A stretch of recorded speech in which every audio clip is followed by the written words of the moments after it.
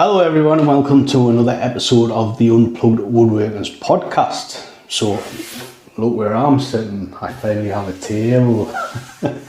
After all this time, I'll be honest with you, I haven't stopped sitting at this table. It's just been nice to actually sit down at a table in my own home and actually eat my food off it. It's been absolutely awesome. So I just need to build a couple of chairs for it. I'm actually currently sitting on the Japanese inspired bench what I built some time ago. I did actually do a video on this. I'll put a picture up somewhere on the screen. You can check that out. But the bench itself was just made out of 6x2s or 2x6s, depending on where you are in the world. And it's doing the job at the moment, but obviously next on the list is a couple of chairs. So what have I been up to? Well, obviously I got this guy finished. Very glad I got this finished. So nice, as I've just said. I have actually just been building today and yesterday. I was building another unit, or rather another seating / bed for the camper van. I did bite the bullet with it, and I ended up taking out the seats of the back of the van. I pretty much removed it. Had like it had 2 3-seaters in. I removed one quite some time ago, and I've tried to make it work with just the 1 seat in, but I couldn't. I really just couldn't get on with it. So I've literally pulled the 2 seats out. So I'm thinking maybe tomorrow I might have like the pull-out bed or chair thingy-me-bob I'm making. I might have that finished, which is going to be really good. Obviously, just with that, I'm going to be able to get myself away in the van, which is going to be cool. Hopefully, I'll be able to get a very small kitchenette sort of thing built as well. That's what I'm hoping for anyway. So I did actually put some videos out. I have put a part 2 to the Ryobi saw video. Obviously the first video was a few basic cuts. In the second video I show how to actually cut a curve, and actually demonstrated on one of the ends of this table actually. So if you're interested in the Ryobi saw and how to use it, obviously there'll be a link in the description to my YouTube channel. I did also put a video out with the dovetail keys. I don't know if you can see on camera, but there is some dovetail keys running down here. And I did actually put a video out about that. So again, if you want to check that out, there'll be a link in the description to my YouTube channel. So what impressed me? So I've mentioned this guy a few times. This is a Japanese craftsperson. His name's Dylan. I'm not even going to try to pronounce his second name. And I've spoken about him a few times. So Dylan, I think his primary thing is kind of going around and fixing houses or dismantling traditional Japanese houses and putting them back up. I'm guessing here just with the posts he's doing.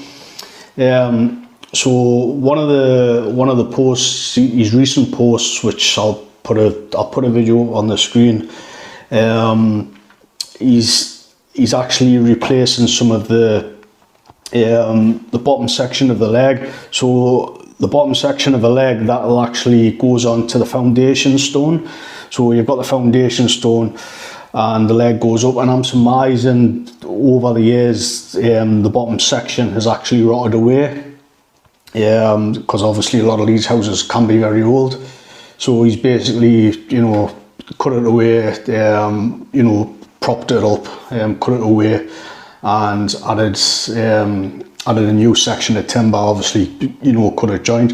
I can't quite remember what the joint's called, but it's absolutely phenomenal. Makes a joint, obviously puts a joint in, and he lets the granny out of the beam above, and obviously the leg goes onto the foundation stone. It's very cool. I'd love to be able to you know, have the opportunity to actually work alongside him or someone similar to him and actually, you know, kind of, you know, spend some time like learning stuff like that. It's very interesting. I really do like stuff like that.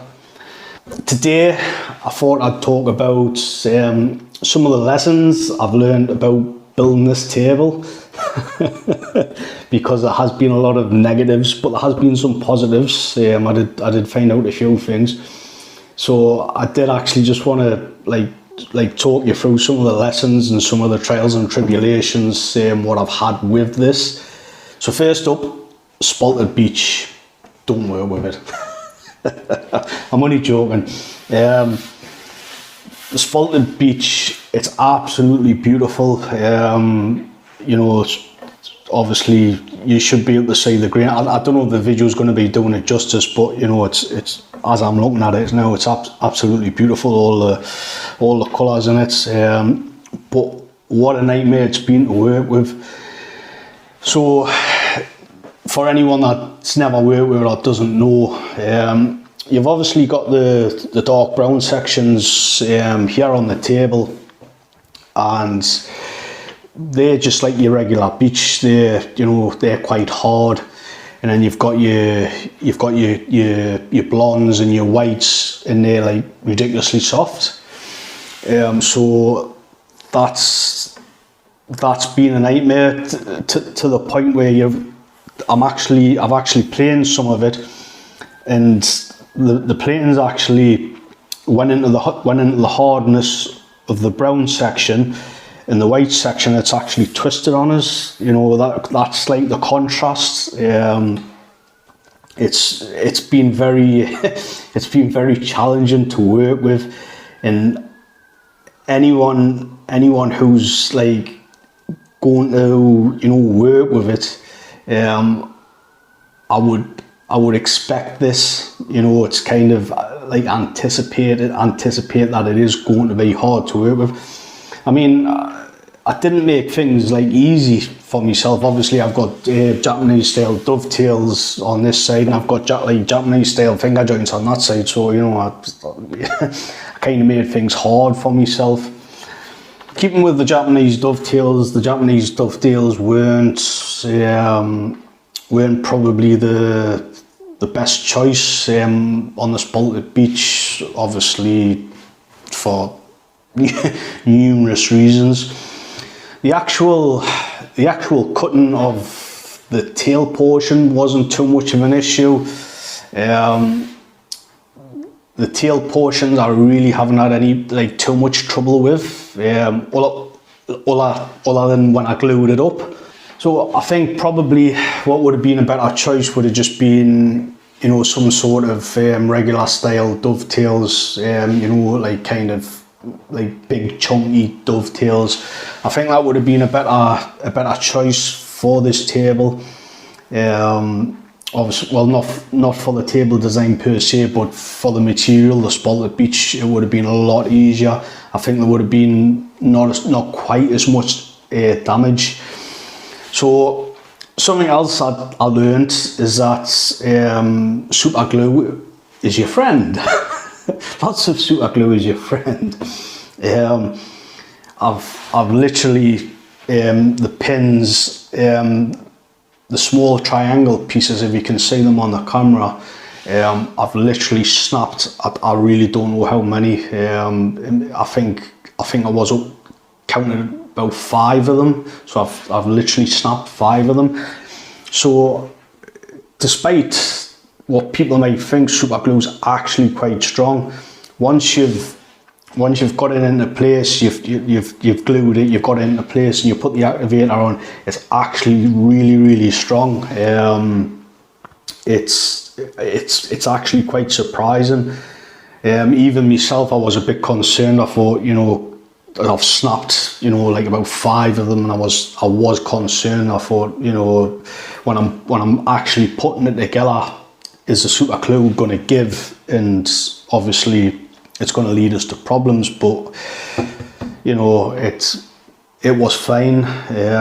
So, you know, never overlook super glue when you're trying to kind of you know, like fix things like this. Even if you get like little chips in, whether it be spalted beech or oak or whatever, never underestimate what super glue can do. It's, you know, I am using it a lot for like little minor repairs. It's really, really good for things like that. Another thing that was problematic for me, and I do this repeatedly, I don't stick to a design. This table was originally going to be a breakfast bar, and it was going to have a drawer in it, and it was going to have a slide out shelf, and it was going to have like two chunky legs at one side, and just like the kind of the beech at this side, as I say, two chunky legs at that side. Then it was going to be a table with four legs, like a kind of a butcher block sort of thing with a shelf underneath. Then there wasn't going to be a shelf, then there was going to be a shelf. And then obviously the height of this was going to be breakfast bar height, which would be about yay height. Obviously it's now a table height. I think the height of this is about 33 inches, something like that. 33, 34. I might actually drop it down another inch, maybe another inch or two. I have left enough on the arch of the feet for us to be able to do that. I'll have to see how I feel about that. So the point is with this, and as I said, it is a real problem with myself, is like kind of get a design and try not to deviate from its like too much. I think one of the major problems for me, or what caused it, was because of the length of time it's took us to build this. This has took absolutely months, because it's been so problematic, and I've just been walking away from it. So I think that's been one of the main issues. If it hadn't have been so problematic to work with, I think this table would have been long done before now, and it might have looked a little bit different. Choose the right glue, meaning choose the right glue to glue your dovetails up with. So the mistake I made is that when I glued this up, I used PVA glue, and I also used PVA glue on a hot day. And for anyone that's not associated very well with PVA glue on hot days, it tends to grab rather quickly. So one of the things, what I should have done was to actually cool the glue down, just stick it in the fridge, you know, maybe a couple of hours before I planned to glue it up, which I could have done, but I didn't. And what that would have done, that would have given us more open time, but I don't know how much more open time it would have given us. Obviously it was a very, very, very hot day, so you know, that it was really, really problematic. It was quite a stressful glue up. I'm not a fan of glue ups, like stuff like this, blanket chests, you know, like a dovetail blanket chest. I don't like glue because it just stresses us out. It really does stress us out. I think what I could have done in hindsight, maybe use some hide glue. Hide glue would have, I believe it would have given us a bit more open time as well. And I think there's other sort of glues, you know, the likes of, I could have got like an epoxy, because there's certain epoxies that, you know, will give you somewhere in the region of like a 2 hour open time, something like that, which, you know, I probably should have maybe have went down that route, but again, I didn't. I think there's a tight bond as well. Someone correct us in the comments if I'm talking out my bum here, but I think one of the tight bonds is actually designed to give you more open time as well. But I don't get on with tight bond. I'm not a fan of tight bond. I used it once and I didn't rate it, and I've never bought it since. I have got cold hide glue. and again, I'm not overly fond of that. I did use it recently, but I'm not fond of it.